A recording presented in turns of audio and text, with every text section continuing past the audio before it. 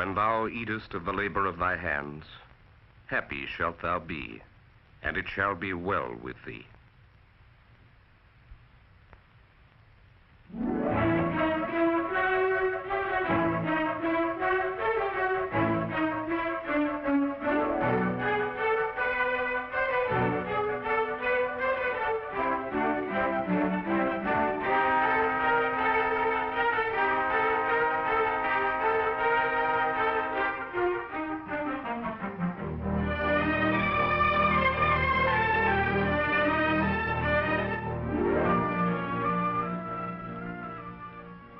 Easy to recognize, aren't they?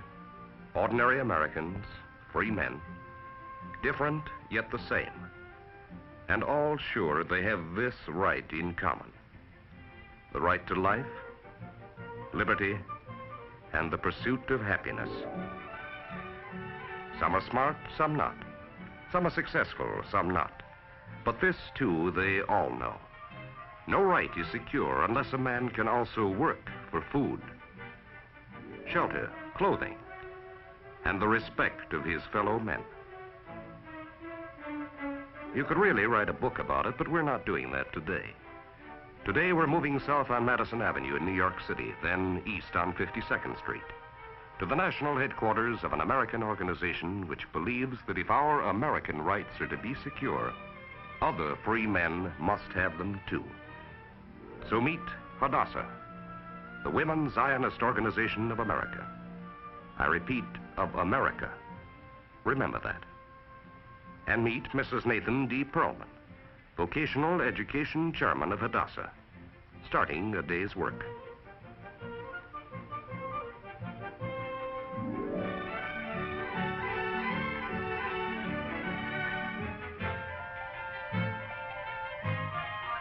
What is it? A kind of volunteer technical aid program to help the youth of Israel, a sister democracy, help themselves by becoming skilled workers. Simple as that.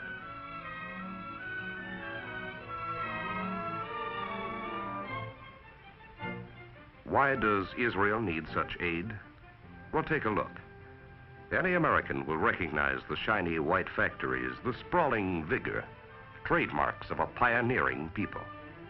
And they're our kind of pioneers, pulling themselves up by their own bootstraps, with their own blood and sweat, yes, but also with their own work and sacrifice.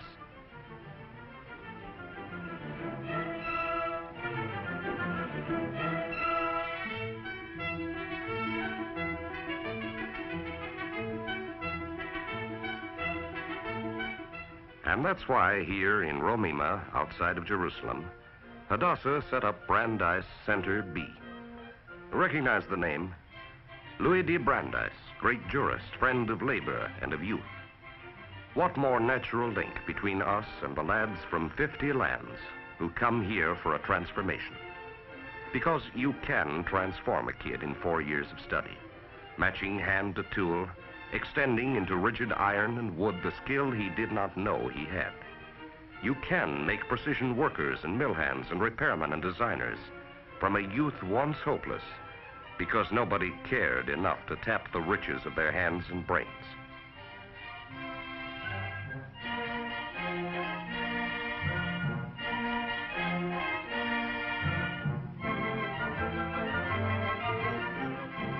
See this little prism? It fits into a delicate machine called a spectroscope. Its function is to identify elements through colors, but it can also magically throw a light beyond shop or mine into a boy's heart. It can give him hope that with each element detected and used, he and Israel both will be stronger to make a better world.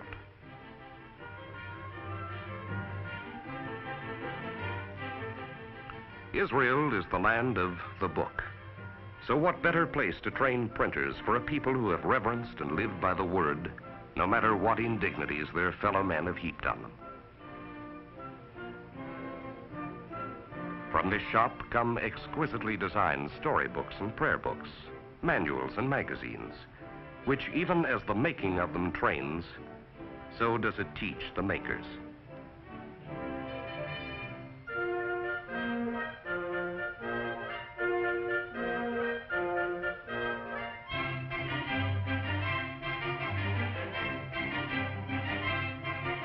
So fine are they, the shop almost supports itself. But more than that, this place supports an ancient love and respect for that which all men say is mightier than the sword.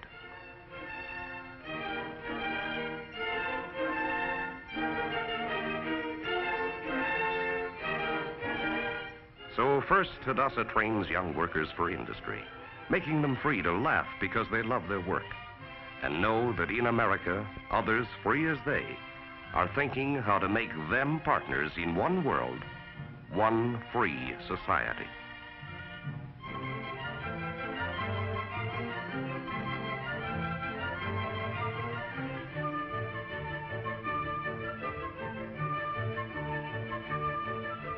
Now the second front, homemaking and commerce.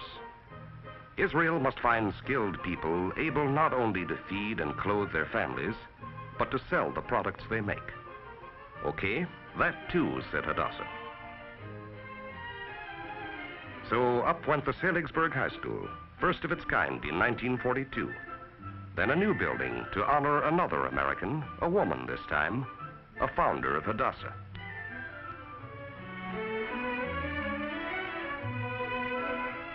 And now, every year, in addition to 4 years of academic work, over 250 students probe the arts and mysteries of business and homemaking. If you've lived as a second-class citizen all your life, learning what to eat and how to make it becomes a great career. Bakers and cooks for homes, hotels, and restaurants are also pioneers in Israel.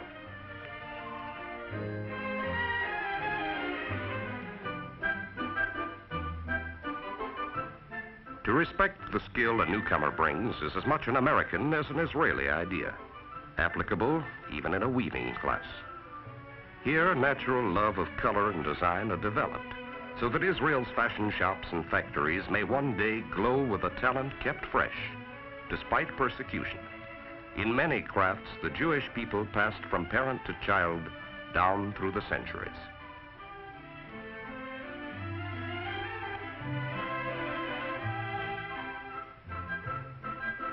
And since, where there's commerce, everybody wants a secretary, Israel needs white-collar girls badly. Think what a leap into independence it is for a girl who knew only drudgery before she came, to realize that her hands on the keys advance not only herself, but her country's economy.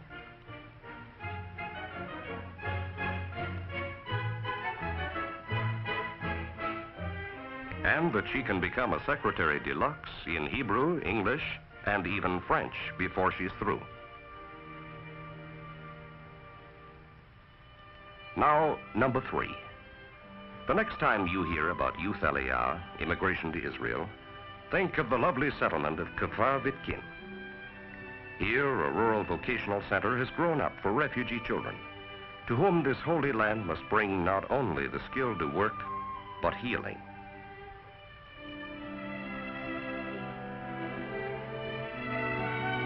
From cooperative villages all over Israel they come for 6 weeks to learn all the rural arts. Poultry raising, egg production,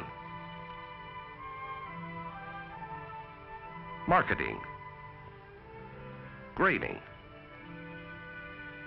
animal husbandry, child care, tooling. Great stress is put on mechanical skills which mesh the farmer with the 20th century. Israel's farms and their tool sheds are a lifeline which runs through this Hadassah project too.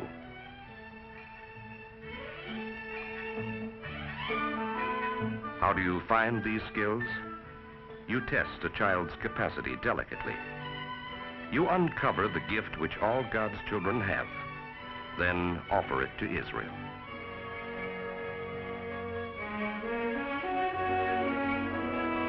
And that's how a boy from Morocco who never saw a field, and others from Yemen and Syria and European lands who never held a steering wheel before, become firm friends to farmers in America, whose tractors and red reapers do the same good work for the same good earth in Israel.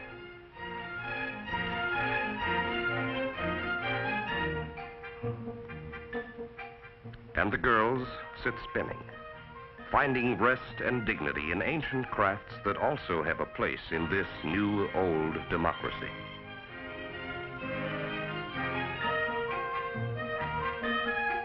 There's one last spot you must also see. Hatuv, an interim settlement where, though it's fast doing better, Israel must still house the children and the families for whom a final home is not yet built. Here, and in 3 other places, working with its medical organization and Youth Aliyah, Hadassah extends a hand to children who must be taught the very fundamentals of the joy of work.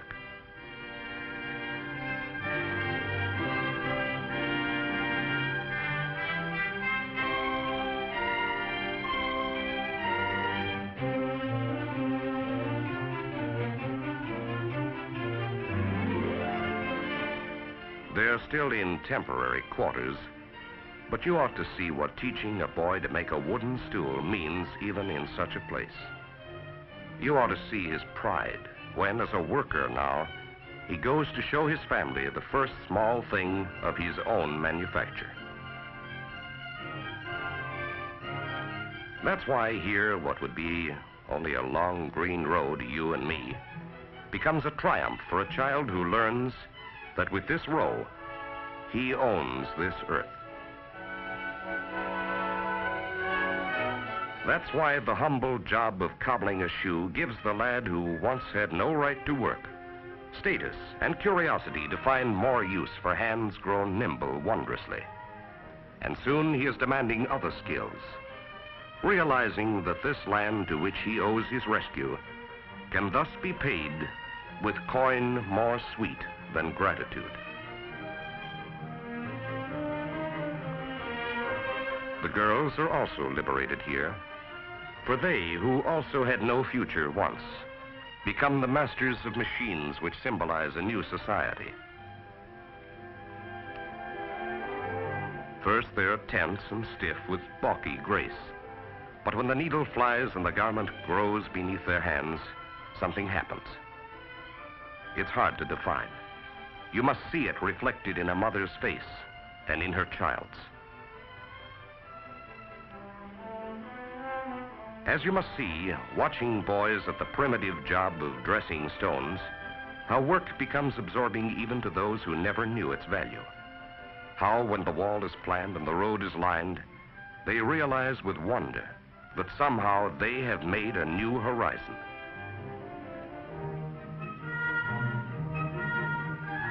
Yes, Americans recognize Israel easily. The wild, barren Southland. The exhilarating stench of oil struck in an oil-hungry land. The derricks piercing the land and the sky.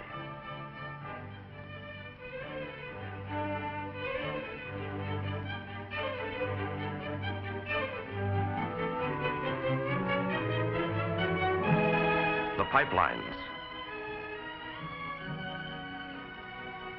The green fields following after. You cannot give the youth of Israel their inheritance like a gift, but you can give them the skills to guide the labor of their hands, so that by the flowering and the fruit of their own enterprise, they secure life, liberty, and the pursuit of happiness.